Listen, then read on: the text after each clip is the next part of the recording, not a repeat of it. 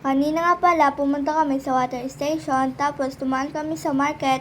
Marami na nga palang tindahan dahil magpipiesta na dito sa bayan namin. Tapos, sumerso nga pala kami sa Atlantic Bakery, tapos bumili kami ng sliced bread. Masarap ang tinapay dito guys, kaya dito kami lagi nabili. Tapos, tumaan kami ulit sa market at bumili ng itlog, tinapa at prutas at kunting gulay. May night market nga pala dito sa amin tuwing Martes at ng hapon hanggang Miyerkules ng tanghali at Biyernes to Sabado. Tapos nadaanan nga pala namin si Idol Tita Nicole. Tapos nagpicture kami.